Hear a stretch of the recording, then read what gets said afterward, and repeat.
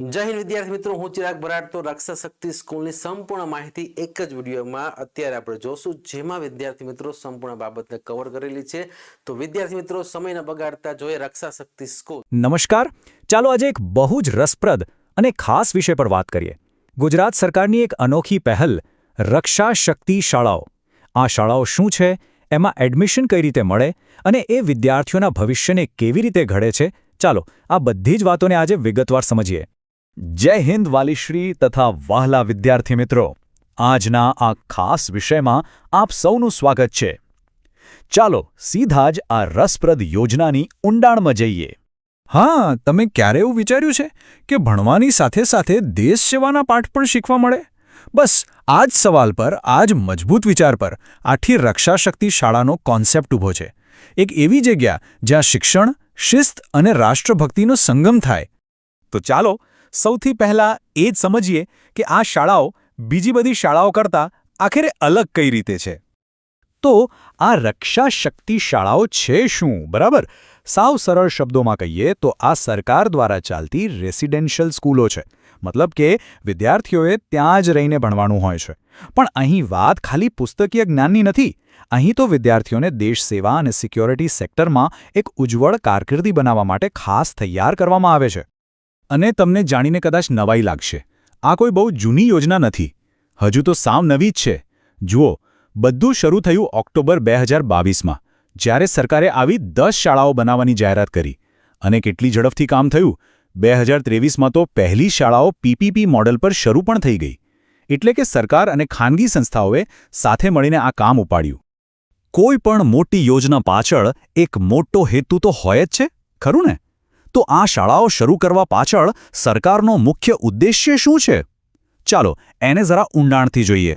આમ તો આ શાળાઓના ઘણા હેતુ છે, પણ મુખ્ય લક્ષ્ય છે વિદ્યાર્થીઓમાં નાનપણથી જ દેશભક્તિ અને શિસ્તના બીજ રોપવા.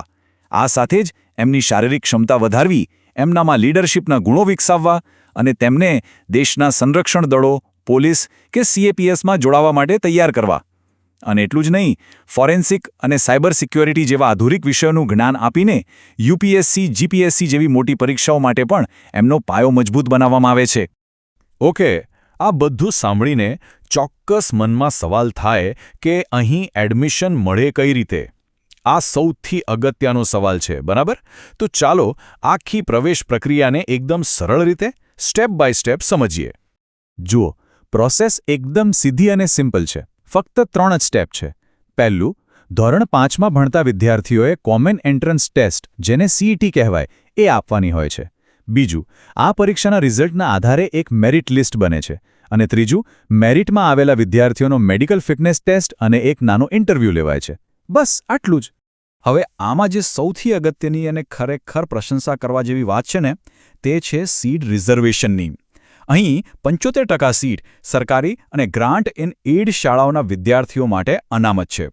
આનો સીધો મતલબ શું થયો? એ જ કે ગામડાના અને સામાન્ય પરિવારોના હોશિયાર વિદ્યાર્થીઓને આગળ આવવાની એક જબરજસ્ત તક મળે છે. તો ટૂંકમાં આખી વાતનો સાર એ જ છે કે આ એડમિશન પ્રોસેસમાં સૌથી મોટો અને નિર્ણાયક ભાગ પેલી કોમન એન્ટ્રન્સ ટેસ્ટ જ છે. એમાં સારા માર્ક્સ આવી ગયા એટલે સમજો કે અડધું કામ તો થઈ ગયું. બાકીના સ્ટેપ્સ તો એ સુનિશ્ચિત કરવા માટે છે કે વિદ્યાર્થી શારીરિક અને માનસિક રીતે આ તાલીમ માટે તૈયાર છે. ચાલો માની લઈએ કે એડમિશન મળી ગયું, પણ પછી શું? ત્યાંની લાઈફ કેવી હોય છે? શું આખો દિવસ ખાલી પરેડ અને ટ્રેનિંગ જ ચાલતી હશે કે પછી ભણવાનું પણ હોય? ચાલો હવે એના પર એક નજર નાખીએ. ના, અહીં બેલેન્સ પર બહુ ધ્યાન અપાયો છે. એક તરફ છે રેગ્યુલર ભણતર, જે અત્યારે તો ગુજરાત બોર્ડ મુજબ ચાલે છે, પણ ધોરણ 9થી CBSE બોર્ડ લાગુ કરવાની પણ યોજના છે. અને બીજી બાજુ છે સ્પેશિયલ ટ્રેનિંગ, જેમાં શારીરિક તાલીમ, ફૂટબોલ, વોલીબોલ જેવી રમતો અને શિસ્ત તથા નેતૃત્વ પર ખાસ વર્કશોપનો સમાવેશ થાય છે. અને હવે જે વાત કરવા જઈ રહ્યો છું, એ કદાચ આખી યોજનાની સૌથી જબરદસ્ત વાત છે.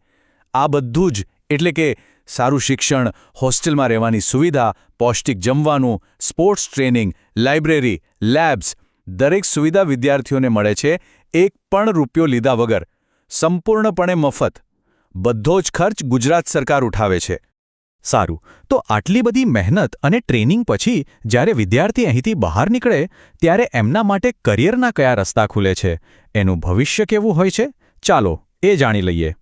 અહીં જે પાયો તૈયાર થાય છે ને એ એટલો મજબૂત હોય છે કે વિદ્યાર્થીઓ માટે અનેક દરવાજા ખુલી જાય છે. એમને ઓપ્શન મળે છે કે તેઓ દેશની સેવામાં જાય, જેમ કે આર્મી, નેવી, એરફોર્સમાં, અથવા રાજ્યની પોલીસ સેવાઓ કે CAPFમાં પણ જોડાઈ શકે છે. આ સિવાય ફોરેન્સિક સાયન્સ અને સિક્યુરિટી મેનેજમેન્ટ જેવા નવા ક્ષેત્રોમાં પણ કરિયર બનાવી શકે છે. અને હા, UPSC, GPSC જેવી અઘરી પરીક્ષાઓ માટે તો આ એક બેસ્ટ ફાઉન્ડેશન છે. તો ચાલો હવે એ જોઈએ કે અત્યારે ગુજરાતમાં આ શાળાઓ ક્યાં ક્યાં ચાલી રહી છે. અત્યારની વાત કરીએ તો આખા ગુજરાતમાં કુલ 9 રક્ષાશક્તિ શાળાઓ એક્ટિવ છે. શરૂઆતમાં 10 શાળાઓને મંજૂરી મળી હતી, પણ હાલમાં 9 શાળાઓ ચાલી રહી છે.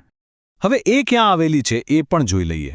છોકરાઓ માટે ગાંધીનગર, પાટણ, ખેડા, અમરેલીના જીરામાં, સુરત અને કચ્છમાં શાળાઓ છે, જ્યારે છોકરીઓ માટે ખાસ મહેસાણામાં 2 શાળાઓ અને અમરેલીના ચલાલામાં 1 શાળા આવેલી છે. અને હા, એક સારા સમાચાર એ પણ છે કે સરકારનો ટાર્ગેટ તો 10 શાળાઓનો છે. એટલે આ વર્ષે જ એક નવી સ્કૂલની જાહેરાત થાય એવી પૂરી શક્યતા છે. જેવી જાહેરાત થશે, અમે તમારા સુધી માહિતી પહોંચાડી દઈશું. તો ફરી પાછા આપણે એ જ સવાલ પર આવીએ કે શું ભણતરને શિસ્ત અને દેશભક્તિ સાથે જોડવાનો આ આઈડિયા આવનારી પેઢી માટેની શ્રેષ્ઠ તૈયારી છે? આના પર વિચારવા જેવું તો ખરું જ ને? એક વાત તો પાક્કી છે કે આ શાળાઓ એક મજબૂત અને શિસ્તબદ્ધ નાગરિક તૈયાર કરવા માટેનો એક સરાહનીય પ્રયાસ છે. જો આપને આ વિષયમાં રસ પડ્યો હોય અને રક્ષાશક્તિ શાળાઓ વિશેની દરેક નાની મોટી અપડેટ, જેમ કે નવી શાળાની જાહેરાત, એ જાણતા રહેવું હોય તો એમ્બિશન એક્ઝામ ચેનલને સબસ્ક્રાઇબ કરવાનું ભૂલતા નહીં, જેથી કોઈ પણ મહત્વની માહિતી ચૂકાઈ ન જાય. જય હિન્દ. હવે તમે રક્ષા શક્તિ સ્કૂલની સંપૂર્ણ માહિતી તો જોઈ લીધી, પણ જો તમે ઘરે બેઠા આ ક્લાસ કરવા માંગો છો તો અત્યારે તમારી એપ્લિકેશન ડાઉનલોડ કરજો. એપ્લિકેશનની લિંક તમને વિડીયોના ડિસ્ક્રિપ્શનમાં આપેલી છે. એમ્બિશન એક્ઝામ એપ્લિકેશનમાં વિદ્યાર્થીઓને એકદમ પાયાથી ભણાવવામાં આવે છે, અને કોઈ પણ વિદ્યાર્થી મિત્રો શરૂ લેક્ચર્સમાં કાંઈ પણ પ્રશ્ન પૂછવા માંગે છે તો અહીંયા માઇકની પણ સુવિધા આપેલી છે, જેથી વિદ્યાર્થીઓ ઘરે બેઠા બોલીને વાતચીત કરી અને પોતાના પ્રશ્નોને રજૂઆત કરી શકશે. વિદ્યાર્થી મિત્રો, તમે જે રીતે શાળામાં ક્લાસરૂમમાં વર્ગ શિક્ષકની સામે તમે જે રીતે અભ્યાસ કરો છો એવી જ રીતે આપણો આ લાઈવ ક્લાસ રહેશે, જેમાં કોઈ પણ વિદ્યાર્થીઓ પોતાના ઘરે બેસશે પણ એવું લાગશે કે આપણે શાળામાં શિક્ષકની સામે જ બેઠા હોય એવી રીતનું આ તમને સંપૂર્ણ વાતાવરણ બની રહેશે. વધુ માહિતી માટે તમે એપ્લિકેશન ડાઉનલોડ કરીને ત્યાં તમે સંપૂર્ણ વિગત જોઈ શકો છો. જય હિન્દ, જય ભારત.